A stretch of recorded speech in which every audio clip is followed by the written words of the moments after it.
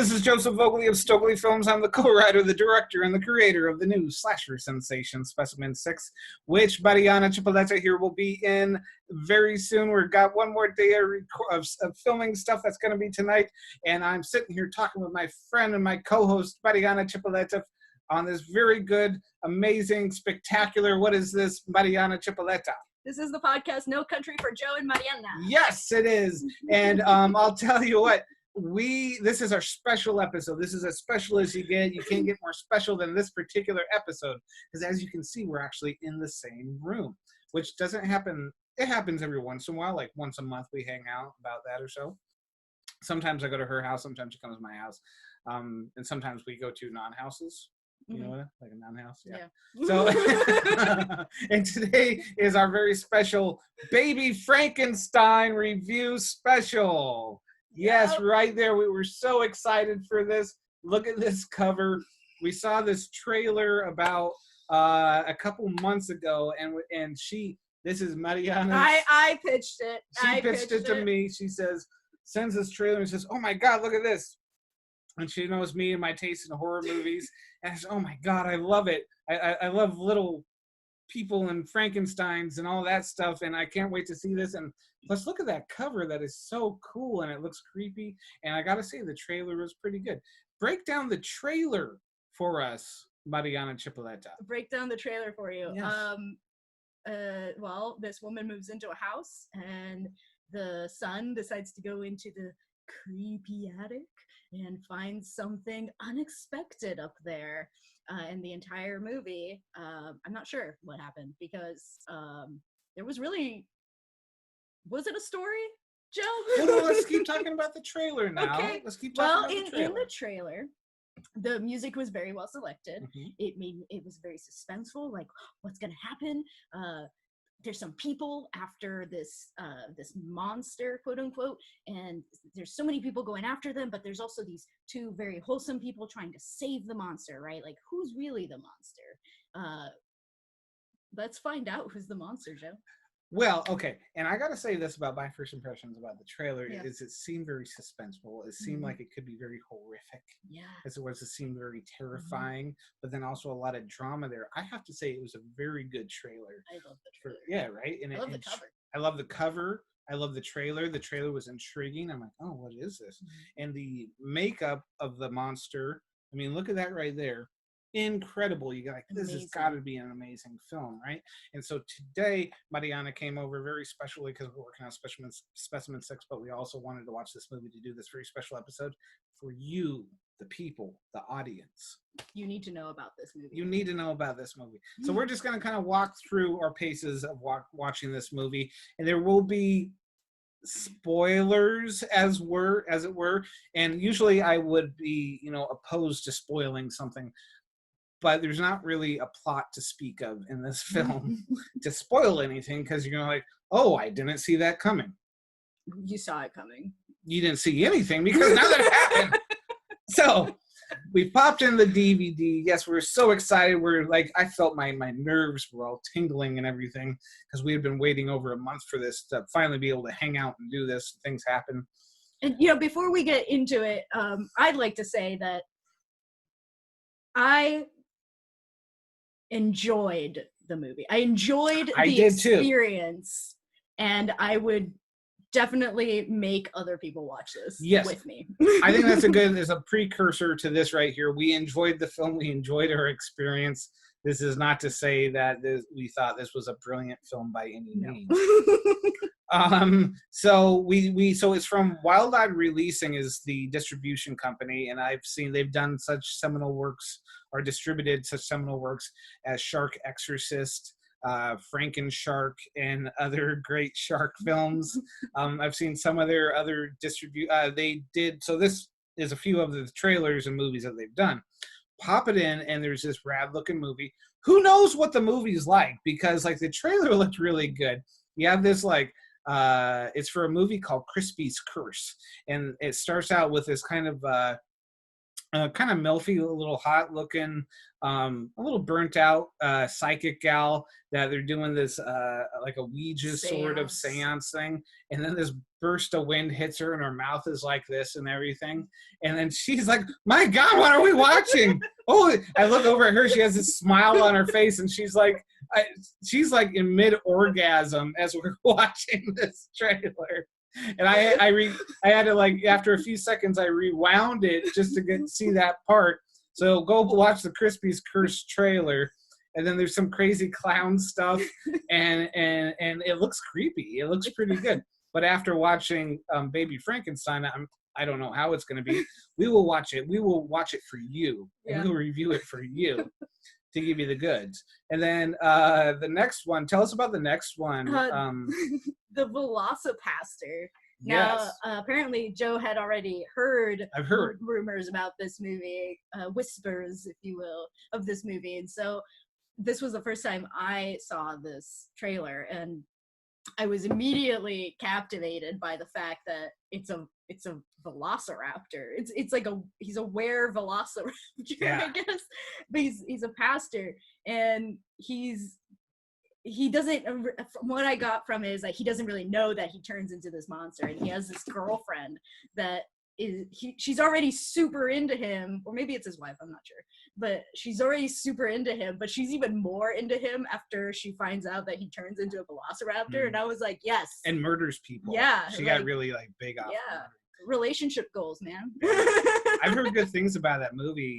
My friend Donna Rooney, who you've seen on this show before, who's an amazing actor in a bunch of Joe Sherlock films, her and her husband Rick saw it, and they said it was really fun to watch. So I'm looking forward to that. I might watch it this weekend.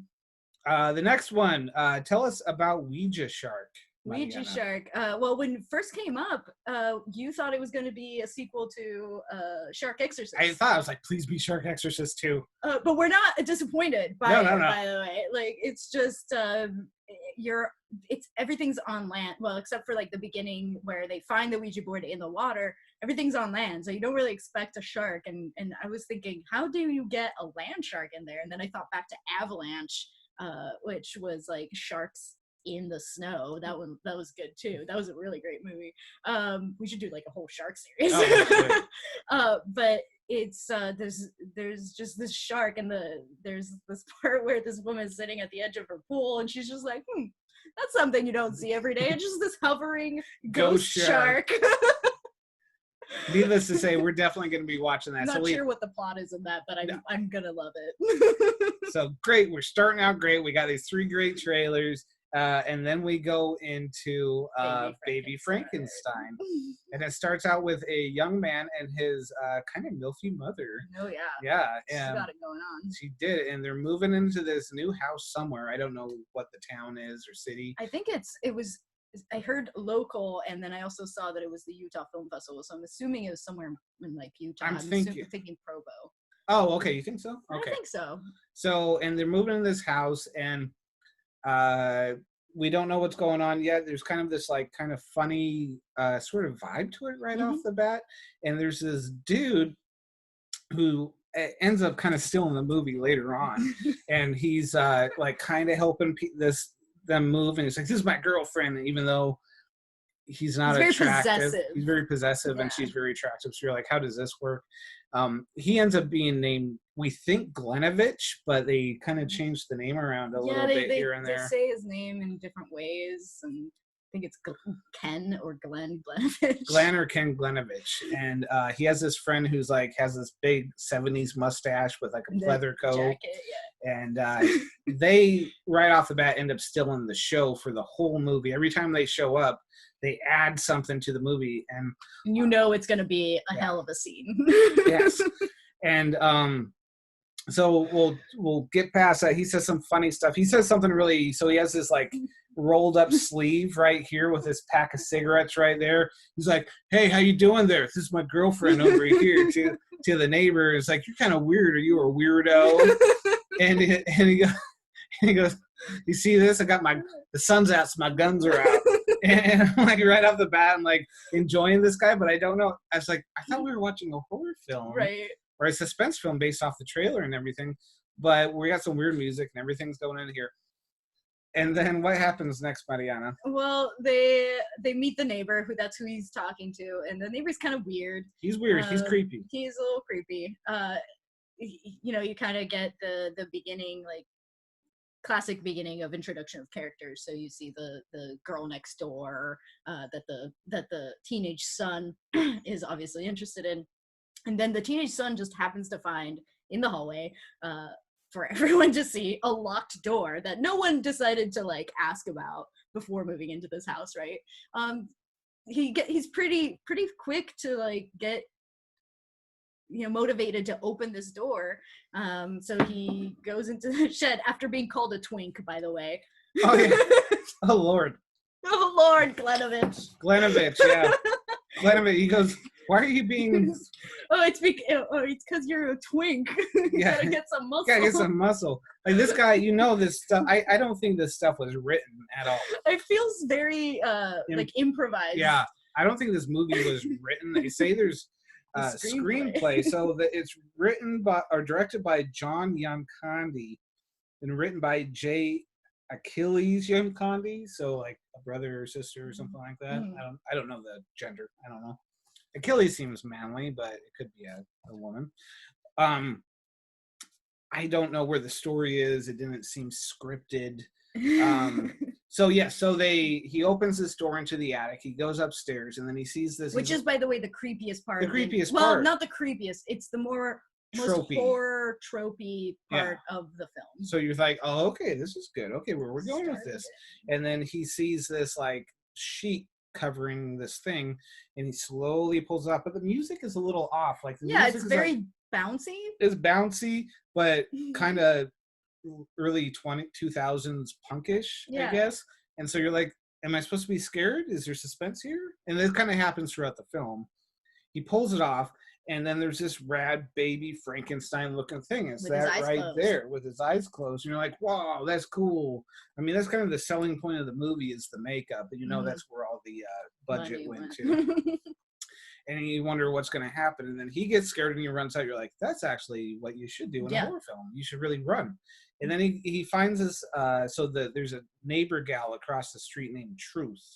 And he runs out, and then the next thing you know, he's bringing her back into the attic. She just agrees to go into like, I guess he went and talked to her and goes, oh yeah, because she was saying like, oh, you look like you've seen a ghost. Okay. Then they go up there, and then the baby Frankenstein is there, so they go downstairs. They go out, and then they see him running outside. Yeah. And so they go outside. He's like eating twigs and stuff. Now this thing, the baby Frankenstein, is supposed to be, we have something alludes to some newspaper things, say like, I wrote it down here. That it alludes to like E.T., kind of like a homage to it. Yeah, Lundquist Enterprises something, and how it was like $1 billion prototype and it was stolen and it went missing. And so it's kind of this like, well, we kind of found out the E.T. vibe later on. So right now we're just wondering what the hell's going on because Glenovich and his friend end up like seeing them. I don't know if we can like keep breaking down this movie as we keep going. Yeah. It's almost like I would get kind of. I think we should just talk about like the main things that let's talk about. Okay, yeah. So, we bring up the music a lot. The music, like you said, is like 2000s punky kind of vibe, and so it lends to that like lightheartedness of the movie itself. Because in the end, that's what it was—a very lighthearted film. Definitely not a horror film. No, there's like a series of scenes of them running around with baby Frankenstein at like the store or outside, just being like, we're having fun, or at the bowling alley, which didn't make any sense at all. So they go to this, but okay, before we go to the bowling alley, but they go through all these different scenes throughout the film, and they're just basically having a good fun time with baby Frankenstein, and you're like, there's no real plot, like a pet. Yeah, like you just got a dog and you're enjoying him around the place. And there's this part where they just walk into a bowling alley. They don't break lock in or anything. Middle of the night, and then they end up having a fun time bowling. I think it was daytime. What? I couldn't tell. I couldn't the tell. timing of this movie was like I'm pretty sure all over the that place. the movie was filmed in like one day. It feels like Yeah, like I don't think they would have spent the time to put that makeup on more than that one Yeah. day, to be honest. I don't think the budget was there for it. And then they bowl a little, and then the owners actually show up at the bowling alley and have to unlock the door. So you imagine it was like they must have got in and then locked it behind them, so the owners had to like unlock it to get into it. And no then, questions asked. No by questions the way. asked. And then the baby Frankenstein shows up, and then they have a nice little interaction. Nothing happens. They're like, "Oh, this must be your kid," and he's like got a great costume. Apparently, they know each other, the gal Truth and these guys, but somehow they don't realize that we know you well enough that you're sleeping in our establishment, but we didn't know that you had a creepy little child brother. Yeah. Ever. So we know you well enough. They didn't, and he shows up in the scene by himself. They never even questioned. Yeah, they never questioned this child just like hanging out by himself in a Halloween costume in a bowling alley. What are you doing here? Oh, by the way, just let us know next time you want to sleep here. And then they take off and they go shopping and they do a bunch of other stuff. And then the Milfy mother shows up occasionally to see what's going on. Now, throughout this whole thing, the only parts that I'm really enjoying is when Glenovich and his friend show up. Yeah. What was his name? I don't think we get to know until later. It's like Van Seed. Van Seed. They say something like he doesn't Van talk Seed. throughout the movie. He's hilarious, though. So He's these two. Great. There's a scene in this pizza parlor. Tell us about the pizza parlor. The pizza parlor. They're trying to. So there's this. I guess the scientist that create, or the scientist who's like the grandson of the creator of Baby Frankenstein. We don't find that out till much later. Much later, but he's offering a reward for finding this AI. By the way, it's an AI. Just if you're wondering, like he was turned like when I don't even remember the guy's name, the main kid. Oh, I had it written down here. Lance, that's right. When Lance finds him, he turns him on, and that's how this scientist finds out about it. In a physical way, like he presses a button. He doesn't like turn him on. Yeah, right. Yeah, no, that would be that's a whole different kind of. It's a whole different kind of movie. I made a boob joke, by the way, people. You just didn't notice because she wasn't standing. Sorry, boobs. There. But where was I? Oh, right. So he's offering a $50,000 reward for this $1 billion creation. And Glenovich, knowing that this is the thing that they're looking for, he comes in, he puts on his sunglasses, and trying to like godfather this guy, right? Like he's trying to be cool and trying to be intimidating. But and by the way, the scientist, he kind of just looks like a CIA agent. I didn't know that he was a sicentist at that point. I didn't know what was going on. Like the only reason I knew was because it was on the back of the DVD cover. Yeah. But so they decide to meet at this pizza place, and the guy had already ordered the pizza. So Glenovich and Van Seed show up, and they're trying to intimidate this guy into giving him the $50,000. But they don't have Baby Frankenstein. So the scientist, he decides he tells them like without the prototype I can't give you the money, and they say, well, without the money we can't give you the prototype, right? So we're in a catch-22. Yeah, they keep calling it a chupacabra. A chupacabra, yeah. I gotta say, like, this movie doesn't make any sense. No matter what we say about this movie throughout this review, it's not going to make any sense. But I do want to say that this movie's worth it just to see Glenovich and his friend. Because it seems like their interaction is, and I think they're improving, like especially during this pizza scene. And Glenovich is like the shit that he says is just so funny. Like the beginning when he's talking about the sun's out, so my guns are out. And at this pizza scene, for some reason there is a pizza there, so they're meeting with pizza. And he's ordering like all the seasonings. The seasoning, yeah. And he's very specific about it. He goes, I want garlic powder. I don't do garlic salt.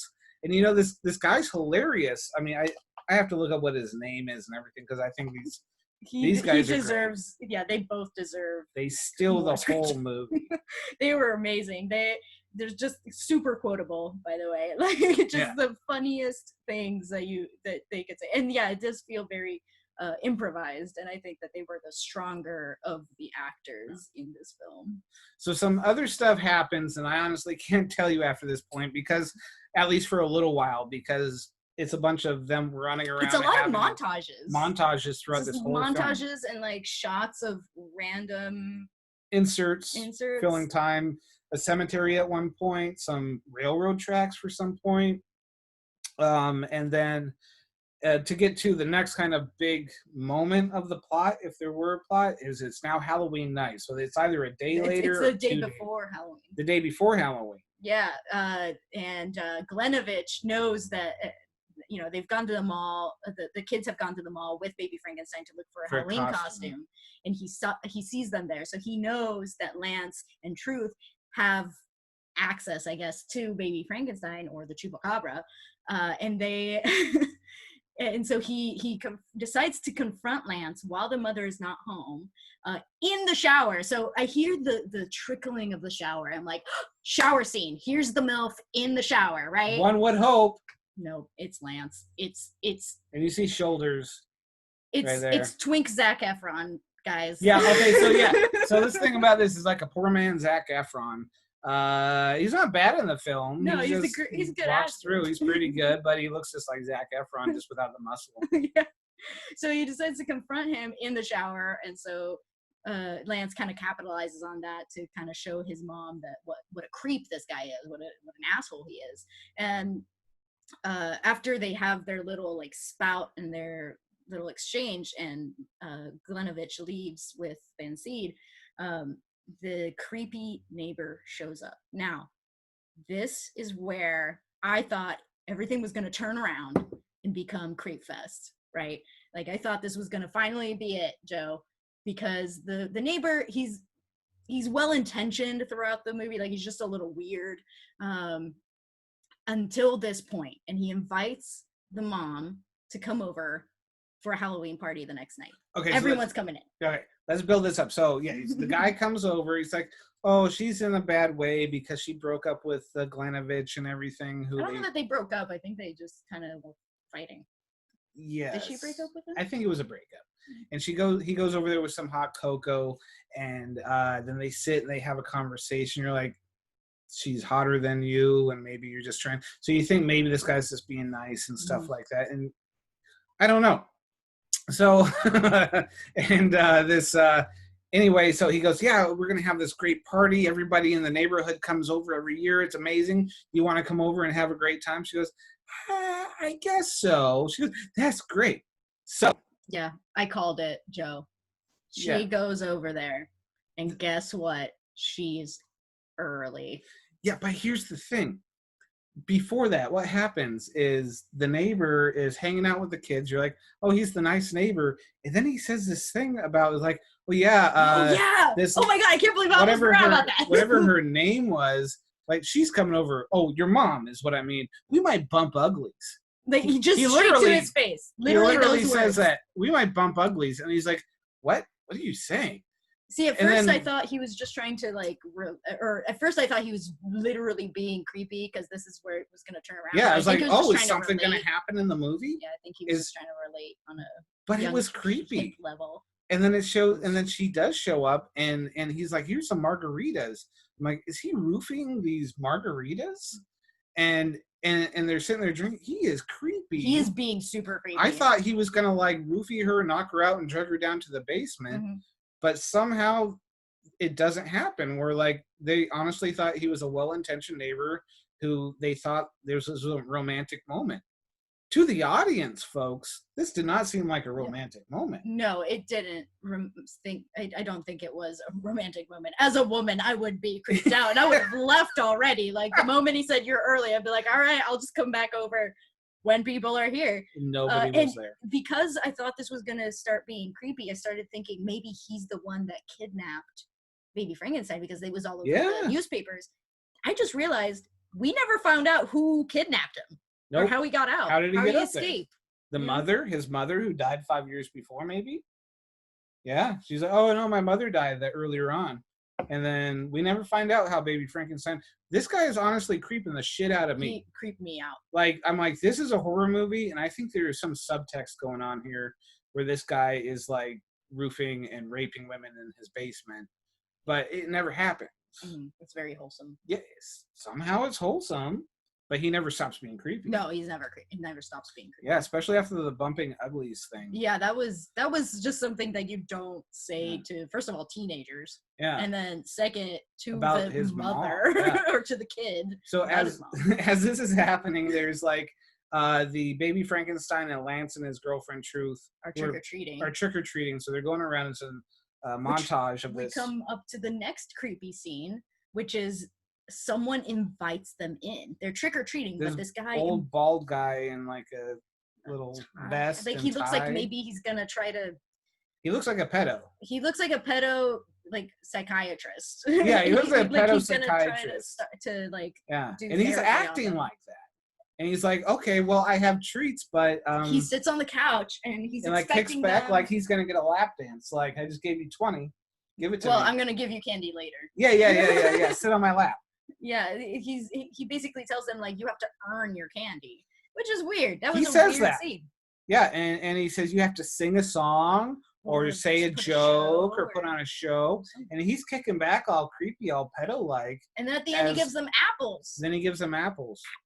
I think there was supposed to be like a joke in there, but it just came out. It came very creepy. Yeah, creepy. I mean, maybe this is like a new type of horror, like where it's like it's so creepy subtly that like you're like, I feel very awkward. Maybe this is a brilliant piece of art. Maybe this is a brilliant piece of art. This is the next evolution of horror. I don't know about next evolution, but certainly its own subgenre.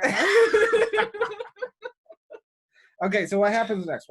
Oh, well, they get out of this creepy situation. Mm-hmm. They've got their apple, and Glenovich and Van Seed are hiding behind the bushes and are creepily following them. And so is the other guy, the scientist. And the scientist, who apparently knows exactly where Baby Frankenstein is. Apparently, he just wants someone else to bring him in and wants to waste $50,000. I don't understand. Maybe he just doesn't want to get his hands dirty.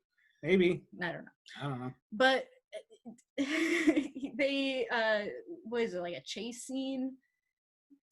Kind of a chase scene. So let's fast forward a little bit here.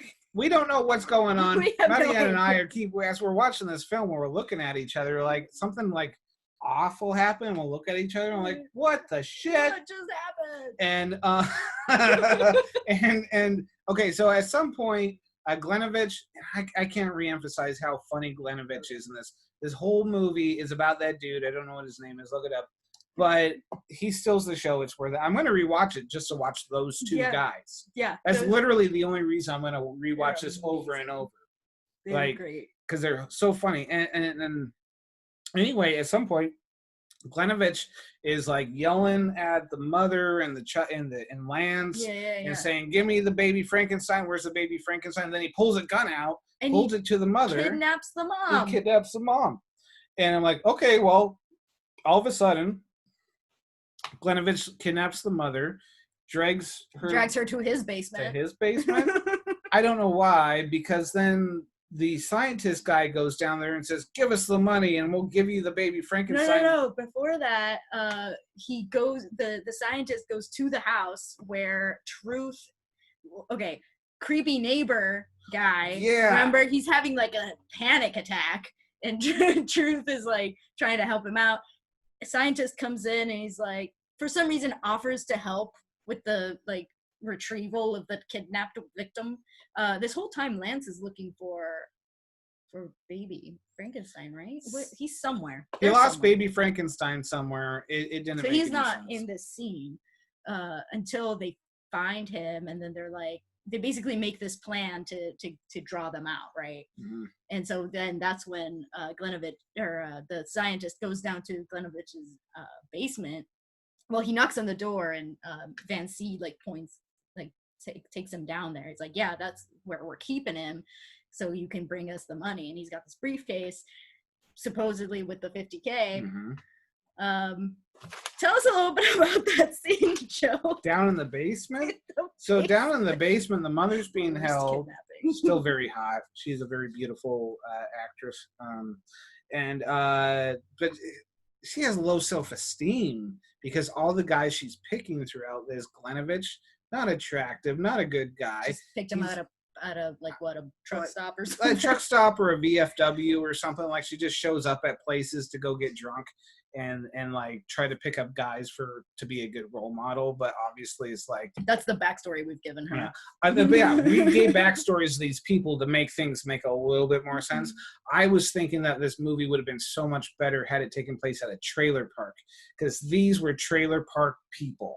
I can't. There definitely were. It would have made more sense that they didn't have any sort of source of income, and So $50,000 would have been a big deal. Like, I'm the king of the trailer park with $50,000. I got satellite TV now. But no, they're talking about like going to Bali or something like that with 50 grand. It's like, dude, you can get you're not going to make it very far in Bali. And so they're down in this basement, and the mustachio guy, who I love, he's so funny in this film. Just his expressions and the way he looks. And he acts. And Glenovich is in their little thing that they go. He's holding this like sniper rifle with a scope on the dude that's 2 feet away. And he's like, while Glenovich is seeing who's at the door, right? At the door, he goes upstairs and eventually he leaves the basement to go check on Glenovich. You know what they do in the basement? Keep holding their hands up. Nobody's down there. They didn't even try to find a weapon. Like, what are they doing down there? And Glenovich goes outside. Baby Frankenstein runs around the place. Forcing him to chase him. Yeah, and the mother gets freed somehow. Well, Lance and Truth come in. Yeah. Oh, knock out the guy with the pan. Yeah. Okay, let's cut to the end here. Yeah. So now everybody's happy. Glenovich is now not being arrested by the police. They're putting him into a trunk. Yeah. And they're going to take him somewhere. So here's the thing. The protagonist, the protagonists, they're kind of bad. They're like, I think they're protecting a monster, for one, who is like a government scientist, like little thingy. They want to steal his secrets, maybe? I don't know. And then Glenovich is kind of the funniest part of the movie. He's the only one taking initiative. He seems to be the only one with like a motive anywhere, or an arc. Yeah, a goal of any kind. Yeah, and they throw him into a trunk, and not like, if he was so bad, like, yeah, kidnapping's bad, but I think you gotta look at this through a lens or something like that. Like, he was never like sexually creepy like the neighbor was. He was never a bad mother like the mother was. It's like the fact that you're picking trailer park Glenovich in the first place makes you the bad mother, and now you want to be this creepy dude, and then there's creepy pedophiles making you sing and dance for your Halloween candy. There's weird shit going on. He is not the worst person in this movie. He's not the worst person in this film. He should have been. I think he might be the best person in this film with the mustachio guy. And then they get the littlest, tiniest bit of exposition. Comes at the very end. At the very end, where they say that the monster's name is Jeremy. Yeah. And that Jeremy... We've known the monster as the Chupacabra, Baby Frankenstein, Jerry at some point. And then Jeremy. Yeah, and then it's like, Jeremy, we never want... My grandfather never wanted him to fall into the wrong hands and be used for evil. It's like, we were never let on that he had any abilities or powers other than being a little monster AI. He mimics things. It's like, but he doesn't do anything. He's essentially like, he just mimics people, like, in very, like, like, oh, you drink. That's what he does. It's like, what has he done that it's a baby, basically. Yeah, what has he done that's proven anything? So anyway, they end up giving Baby Frankenstein to Lance and Truth. They get into a car and they drive away. Now, if you think we're spoiling things, we're not, folks. I can. There's no big twists or anything. No. However, I would say there is one twist. Is there a twist? Yeah, at the very, very end, when Mr. Scientist, Mr. CIA, really, is giving his whole speech and wants Baby to come with him, he then says, all right, you guys take care of him. Yeah. He's just giving away $1 billion toy. Yeah, it's $1 billion, by the way. He's like, he's $1 billion. I didn't know I was a good guy until this point in the movie.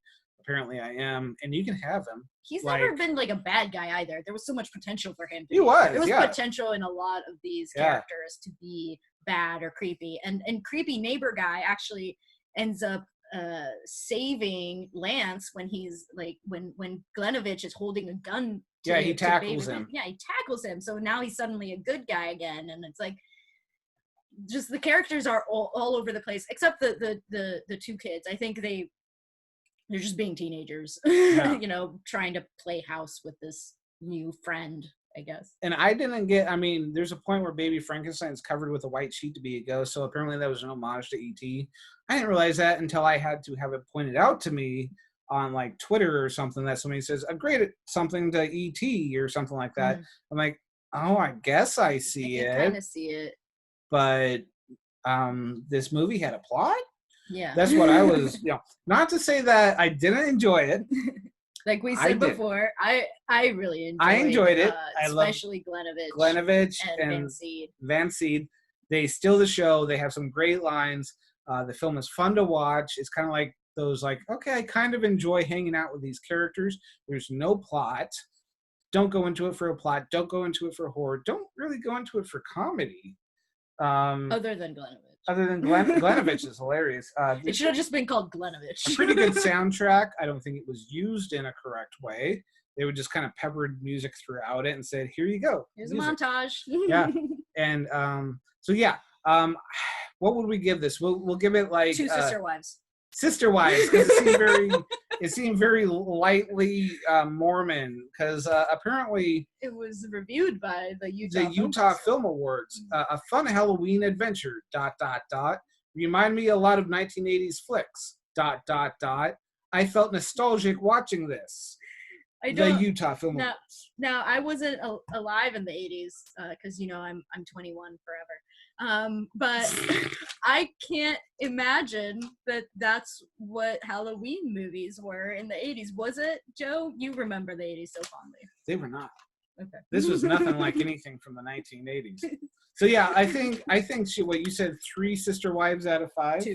2 sister. Okay, that's about where I would put it. I can't even give it 2 sister wives, Glenovich and they make the show. So I would give this so it's definitely one of those it's good for my kids and we're Mormon.